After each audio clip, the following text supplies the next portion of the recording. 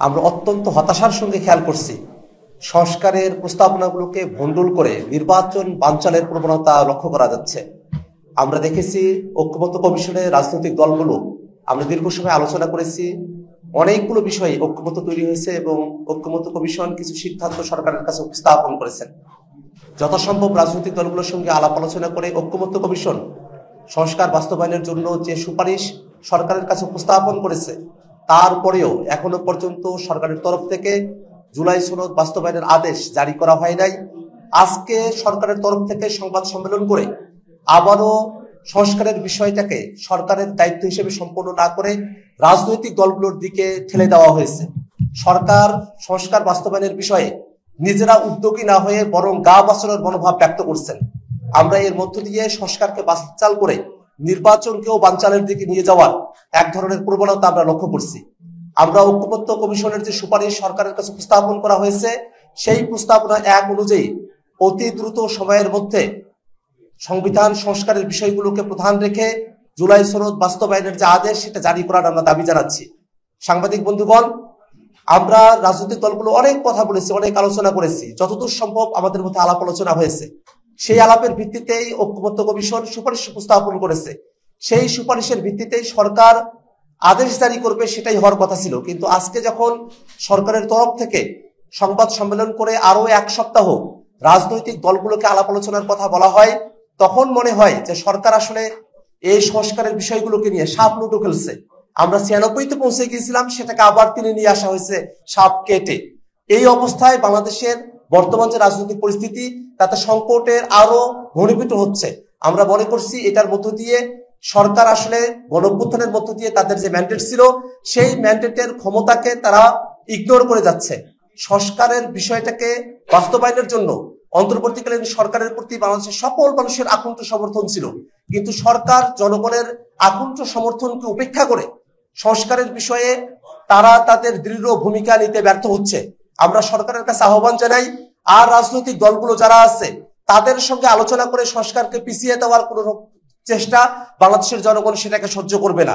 অবশ্যই অন্তর্বর্তীকালীন সরকারকে অতি দ্রুত সময়ের মধ্যে ঐক্যমত্য কমিশনের সুপারিশকৃত প্রস্তাব 1 অনুযায়ী সংবিধান সংস্কারের বিষয়গুলোকে অন্তর্ভুক্ত রেখে বাংলাদেশের মানুষের গণতান্ত্রিক আকাঙ্ক্ষাকে বাস্তবায়নের জন্যই জুলাই সনদ বাস্তবায়নের আদেশ জারি করতে হবে।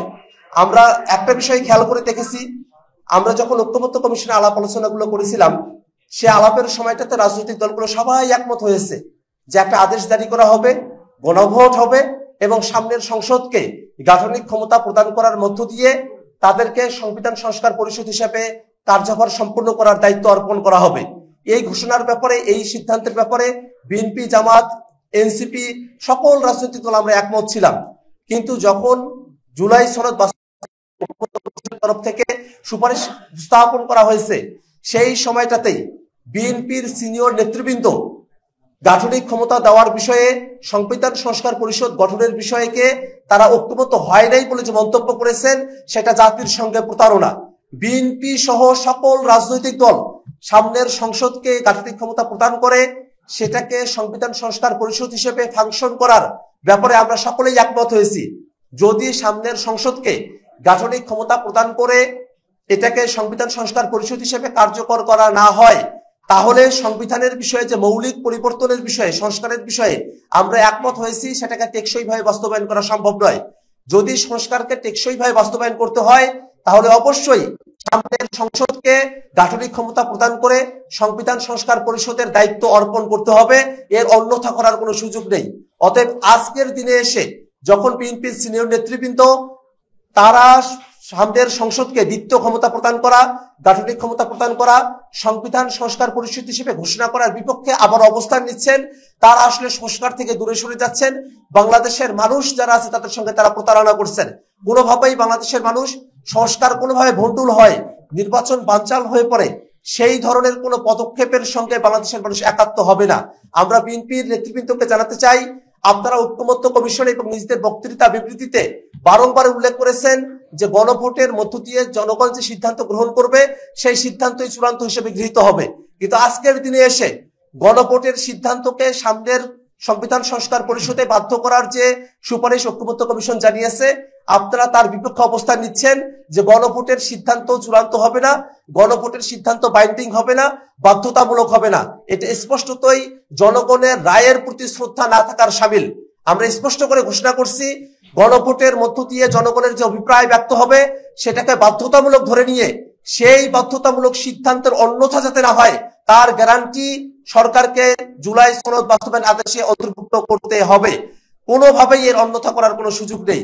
আমরা সরকারের কাছে উদাত্ত কণ্ঠে আহ্বান জানাই যে সংস্কার বাস্তবায়নের বিষয়গুলো নিয়ে আমরা আলাপ আলোচনা করেছি তাতে যেন কোনোরূপ অন্যতা না হয়, 24-এর আকাঙ্ক্ষার বাইরে যাওয়ার জন্য কোনো পরিস্থিতি তৈরি না হয়, সে ব্যাপারে আমাদের সকলকে আমাদের সতর্ক থাকতে হবে এবং সরকারকে সঠিক পদক্ষেপ গ্রহণ করতে হবে।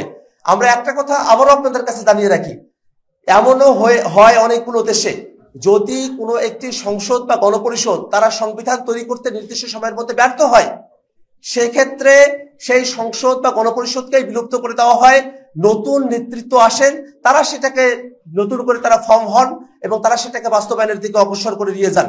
কিন্তু এই জায়গায় কিন্তু তেমন কঠিন পদক্ষেপের কথা বলা হয়নি, শুধুমাত্র এতটুকুই বলা হয়েছে যে গণভোট বাস্তবায়নের বিষয়ে বাধ্যবাধকতা যদি 270 দিনের মধ্যে গণভোটের সিদ্ধান্তকে বাস্তবায়ন করা না হয় অটোমেটিক্যালি সেই সিদ্ধান্ত বাস্তবায়ন হবে, সংসদও ভেঙে দেওয়ার কোনো আলাপ এখানে করা হয়নি।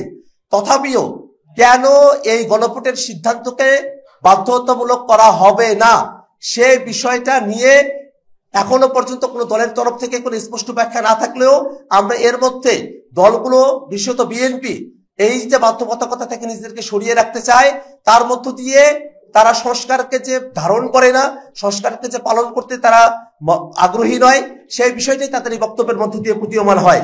আমরা আজকের এই সংবাদ সম্মেলন থেকে আমরা আরো একটা বিষয় আপনাদের কাছে উপস্থাপন করতে চাই যে বাংলাদেশের মানুষ কিন্তু রক্ত দিয়েছে, জীবন দিয়েছে, সংস্কারকে বাস্তবায়ন করতে হবে, এর অন্যথা করার কোনো সুযোগ নেই।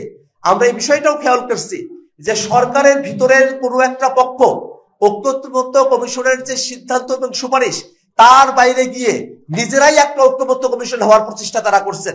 সরকারের ভিতরে থেকে যদি আবারও নিজেরাই নিজেদেরকে ঐক্যবদ্ধ কমিশনের মতো করে ফাংশনাল করে এই সংস্কার প্রস্তাবনাগুলোকে ডিলে করার কোনো চেষ্টা করা হয়, তার মধ্য দিয়ে কিন্তু বাংলাদেশের নির্বাচন ঝুঁকিতে পড়বে। আমাদের কাছে স্পষ্টতই প্রতীয়মান হচ্ছে যে সরকারের ভিতরের কোনো একটা অংশ সংস্কারকে ভণ্ডুল করে নির্বাচনকে বানচালের তারা পায়তারা করছেন। এমনটা বাংলাদেশের মানুষ হতে দেবে না। জাতীয় নাগরিক পার্টি এনসিপি মনে করে নির্বাচন যথাসময়ে অনুষ্ঠিত হতে হবে এবং সংস্কারও বাস্তবায়ন করতে হবে। সংস্কারও বাস্তবায়ন করে নির্বাচনকে দ্রুত সময়ের মধ্যে অনুষ্ঠানের দিকে সরকার অগ্রসর হবে, এই আশাবাদ আমরা আজকের এই সংবাদ সম্মেলন থেকে ব্যক্ত করছি। সর্বশেষ আমরা সরকারের কাছে দাবি জানাতে চাই, অতি দ্রুত সময়ের মধ্যে সরকারকে নিজেই দায়িত্বশীল জায়গায় থেকে দায়িত্বপূর্ণ আচরণের মধ্য দিয়ে নিজেকেই দায়িত্ব নিয়ে সরকারকে নিজেকেই দায়িত্ব নিয়ে জুলাই সনদ বাস্তবায়ন আদেশ জারি করতে হবে। সামনের সংসদকে গাঠনিক ক্ষমতা প্রদান করার মধ্য দিয়ে সংবিধান সংস্কার পরিষদ হিসেবে ঘোষণা করে সেই সংবিধান সংস্কার পরিষদে গণভোটের মাধ্যমে অর্জিত জনগণের সার্বভৌম অভিপ্রায়কে ধারণ করে সেটাকে অটোমেটিক্যালি যেন বাস্তবায়ন করা হয়, সেই সুপারিশ যেটা ঐক্যবদ্ধ কমিশন রেখেছে তাদের প্রথম প্রস্তাবে সেটাকে বাস্তবায়ন করতে হবে।